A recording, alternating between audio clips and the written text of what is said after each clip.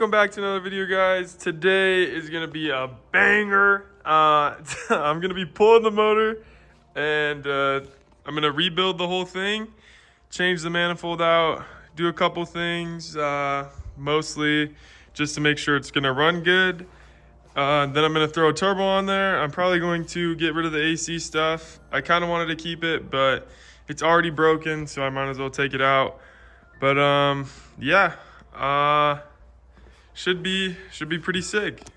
You can see here, not the best condition car. You can see it's missing a few panels, that door panel back there. There's a few things wrong with it, you know.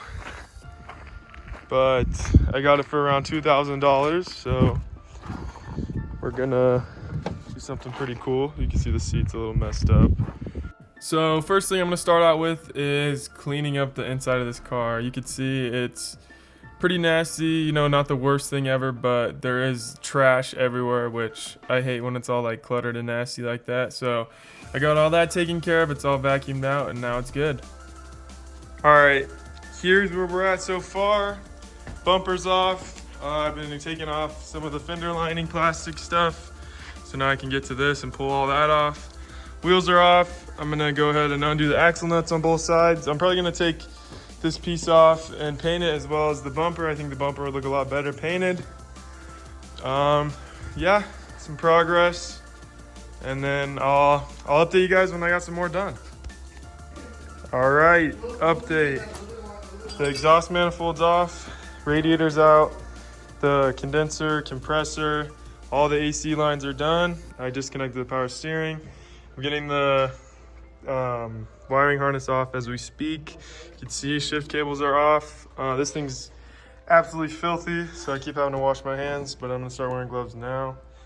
But yeah, a lot of other stuff, like miscellaneous stuff, is disconnected. I'm gonna keep on going. I still gotta do axles, I gotta drain oil, drain tranny fluid, but then should be ready. Here's what we're working with so far. Huge mess. The head's off. I'm gonna leave it in here. I decided I'm just gonna rebuild it right here. This is kind of an engine stand. The only one I'm gonna have to undo is this, so I can slip the new timing belt in. Other than that, pretty self-explanatory. I'm gonna throw on a new oil filter, change out this oil pressure sensor for one that I have a gauge for, and yeah, that's pretty much it. All right, bam, motor's out. I know I said before I wasn't gonna take it out, but I forgot I had to change the clutch, so we just pulled it out. Kind of ghetto the way we did it. We just dropped it down. There's a lot of us. We dropped it down. I haven't drained the trans yet. I forgot to do that. So I'm gonna have to drain it like this. Right now I'm about to put the new clutch on. You can see right there. I got Owen lapping valves right now. Gabe and Nate are sanding the valve cover. And yeah. All right, so the motor's built. Gotta throw the trans on. You see the clutch is on. Painted the valve cover. Different intake manifold. This is from an LS. Different fuel injectors. Yeah, I put a new pilot bearing on that. Cleaned it up a little bit. But it's pretty much ready to go in after I fork the trans. All right, everything's in here. You can see right now I'm working on intercooler piping. I finished the exhaust up last night. It's an old exhaust I had. All I did was make this piece right here. You can see that everything looks pretty nice. I borrowed the radiator from the Integra, but I bought another one, so got a replacement for that. I made a bracket for this. Obviously special brackets for the radiator. You can see there's another one down there. But yeah, I forgot to make other updates. Sorry about that. Here's some new motor mounts just came in. So I'm gonna go ahead and throw those in because right now, pretty bad. So yeah, I'll update you guys once I get those in and I finish the intercooler piping. All right, fast forward a whole bunch and this is what we got. You can see I got the bumper on here. I do need to paint the clamps. The intercooler's black, which is nice. I'm gonna paint that. I still gotta paint most of the intercooler piping. And here's this. So obviously, not the cleanest of cars. You can see I put those mounts in. They look quite nice. It handles really well. I thought I would go over what all is in it.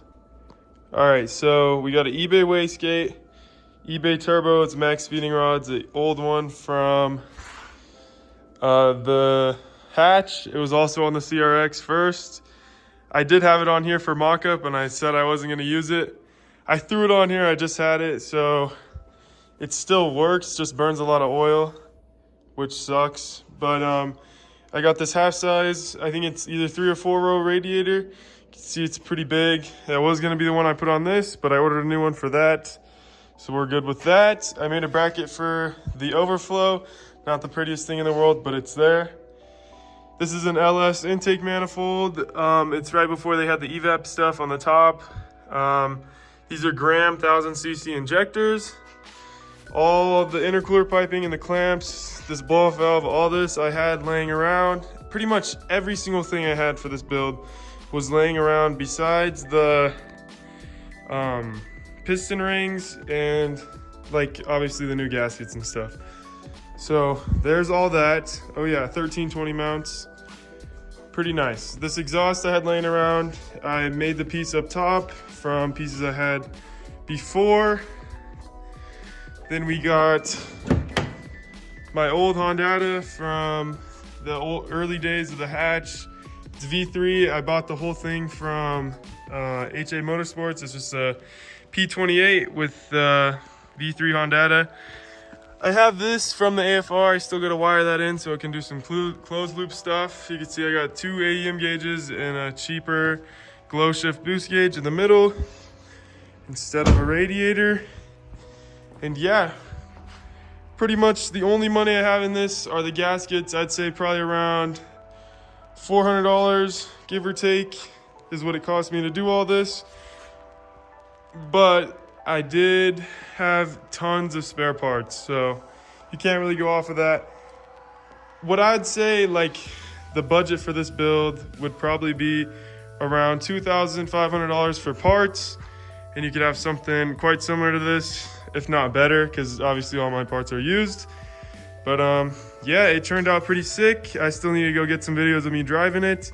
It's not the quickest thing in the world. I'm pretty sure the rear diff is slipping because it's old. It had 280,000 miles on it, so I'm sure the clutch packs in there are pretty worn out. But yeah, it's pretty cool for a little sleeper, I guess. You know, nobody really expects a turbo and a CRV. So yeah, I forgot to mention that it's on E85, and I did put a Walbro 455 fuel pump in here. Also, another thing I had laying around. That's how you get to it if you don't know. In the CRV, it's just under the seat. Fix that. But I thought I'd show you guys the gauges. It should.